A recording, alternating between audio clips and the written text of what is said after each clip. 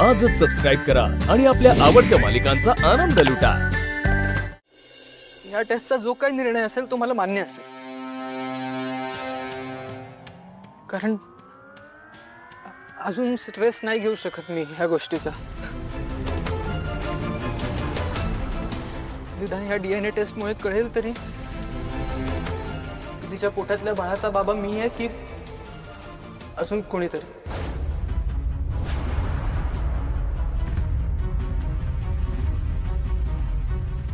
DNA taste कशाला, काय गरज आहे? तुमचा अजूनही माझ्यावर विश्वास का बसत नाहीये?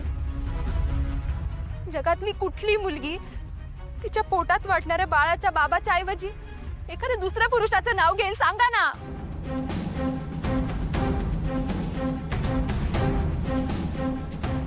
प्रीतम, अरे तुला कशी खात्री पटवून देऊ की हे बाळ तुझंच आहे?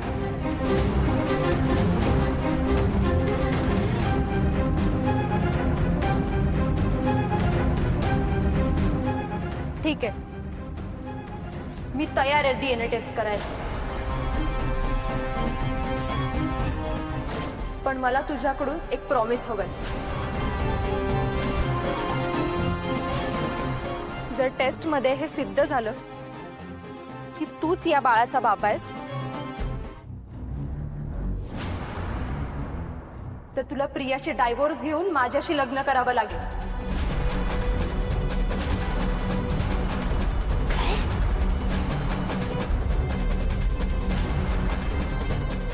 बोल, तू तयार आहेस?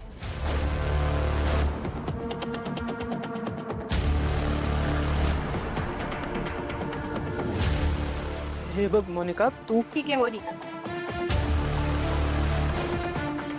नाहीतरी कधी ना कधी या सगळ्या गोष्टींचा सोक्षमोक्ष लागायलाच हवा।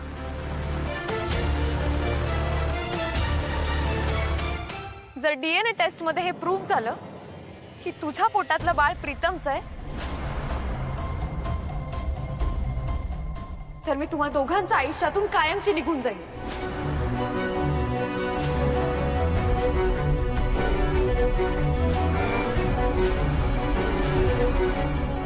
प्रिया, मग तू हवं तर प्रीतमशी खुशाल लग्न करू शकतेस, तुझ्या बाळाला प्रीतमचं नाव देऊ शकतेस, आणि मग मी तुमच्या आयुष्यात पुन्हा परत कधीच नाही येणार।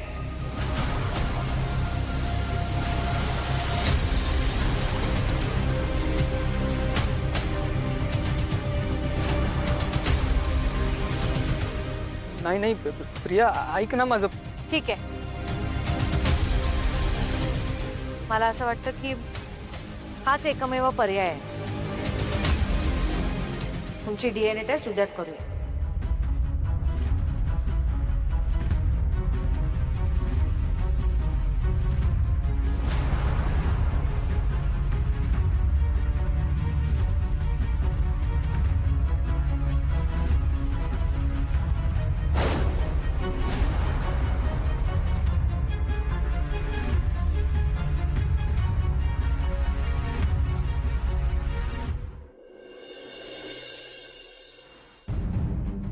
त्याला माझी काळजी वाटत होती, माझी आणि आमच्या बाळाची त्याला आठवण येत होती, म्हणून तो इथे आलाय। त्याने माझा आणि माझ्या बाळाचा स्वीकार केलाय। हे जर मोनिकाचा आणि तिच्या बाळाचा स्वीकार करायला तयार असतील तर मला काहीच प्रॉब्लेम नाही, मी निघून जाईन इथून। माझं मन मला सांगते काहीतरी गडबड नक्की आहे। ते जाणून बुजून प्रीतम सरांना अडकवण्याचा प्रयत्न करतायत। तिच्या पोटात जे बाळ आहे ते प्रीतमचंच आहे की नाही हे जाणून घेण्यासाठी आपण तशी एक टेस्ट करू शकतो, म्हणजे DNA टेस्ट करतात तशी। मला असं वाटतं प्रीतमलाही एक संधी दिली पाहिजे। मी तुला रिक्वेस्ट करतोय की माझी आणि मोनिकाच्या पोटात असलेल्या बाळाची DNA टेस्ट व्हावी। जर टेस्ट मध्ये हे सिद्ध झालं की तूच या बाळाचा बाप आहेस, तर तुला प्रियाशी डायव्होर्स घेऊन माझ्याशी लग्न करावं लागेल। जर DNA टेस्ट मध्ये हे प्रूव्ह झालं की तुझ्या पोटातलं बाळ प्रीतमचं आहे, तर मी तुम्हा दोघांच्या आयुष्यातून कायमची निघून जाईल। तुमची DNA टेस्ट उद्याच करूया।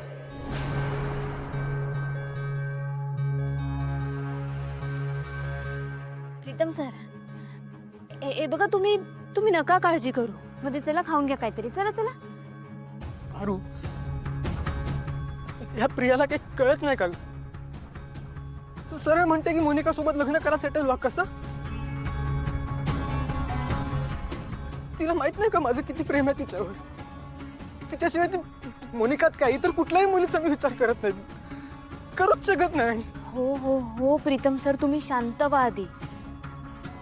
हे बघा, मला माहीत आहे तुम्ही कधी बी चुकीचं काय बी करणार नाही.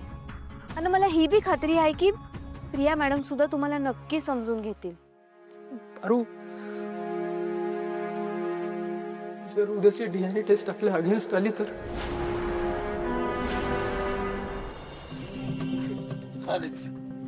नमस्कार गुरुजी. आदित्य, आयुष्यमान व्हा. गुरुजी मी पण नमस्कार करते. छान छान वागा. बसा. बसा ना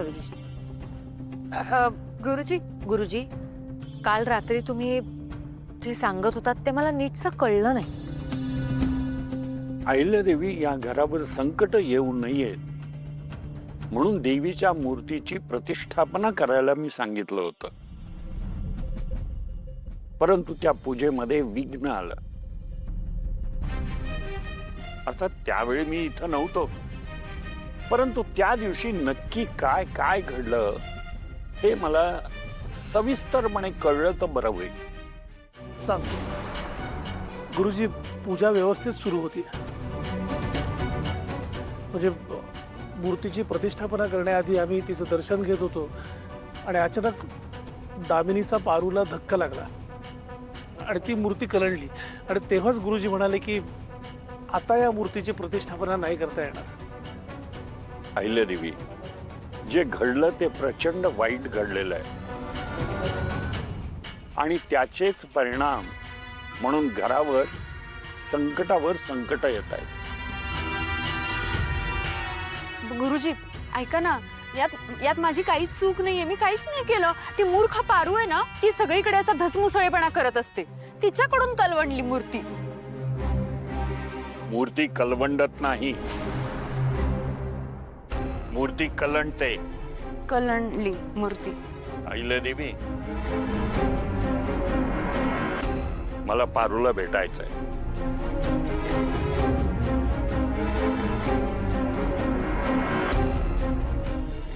यार पारू, मी उगाच भानगडीत पडलो यार त्या टेस्टच्या. खूप भीती वाटते. म्हणजे जर DNA टेस्ट फसली तर प्रिया कायमची सोडून जाईल ना मला. पारू, घरी गुरुजी आलेत. गुरुजींना तुझ्याशी बोलायचे. आयल्या मॅडमनी तुला घरी बोलवले. आलेच. गुरुजींनी मला का बोलवलंय? प्रीतम सर, तुम्ही खाऊन घ्या, मी आलेच.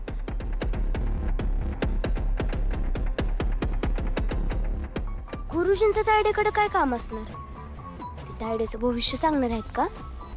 तायडेचं लग्न कोणासोबत होणार आहे ते सांगणार आहेत का गुरुजी? मला ऐकायला पाहिजे.